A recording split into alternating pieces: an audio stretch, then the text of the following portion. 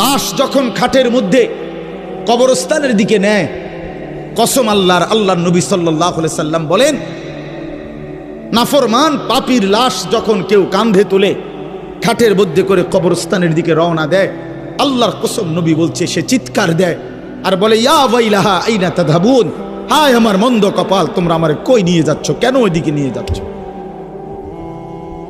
রাসূলুল্লাহ সাল্লাল্লাহু আলাইহি ওয়াসাল্লাম বলেন, ওই নাফরমানের চিৎকার আল্লাহর সমস্ত মাখলুকাত, শুধু মানুষ এবং জিন ব্যতীত বাকিরা সবাই শুনতে পায়।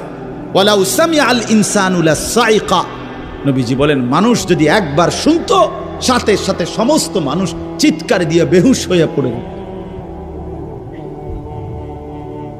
বেহুশ হয়ে পড়ে থাকতো। ওরে ভাইয়া, কবরের আযাব না, শুধু ওই খাটিয়াটা নিচ্ছে এখন মাত্র কবরস্থান, এই সময়ের চিৎকার। আমরা কিতাবে পড়ছি, যদি একবার জীবনে কোনো মহল্লার কোনো মানুষ কোনো নাফরমানের লাশের চিৎকার একবার শুনতো, খোদার কসম, আল্লাহর কসম, তো মানুষ আর কারো জানাজা দিত না, কাউরে আর দাফন করতো না, কারো লাশ আর কাঁধে নিত না যদি চিৎকার মারে। কথা বুঝেন নাই?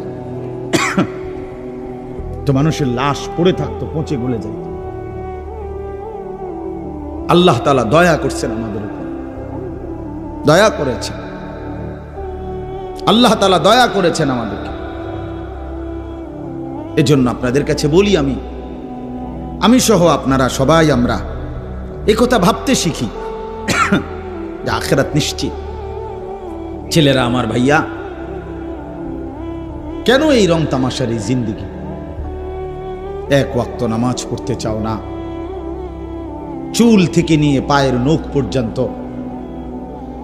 রাসূলুল্লাহ সাল্লাল্লাহু আলাইহি ওয়াসাল্লামের কোনো নমুনা নাই, সাহাবায়ে কেরামের কোনো নমুনা নাই, কোরআনুল কারীমের একটি শব্দের সাথে তোমার কোনো সম্পর্ক নাই, নবী সাল্লাল্লাহু আলাইহি ওয়াসাল্লামের 23 বছরের জিন্দেগির সাথে তোমার কোনো সম্পর্ক নাই।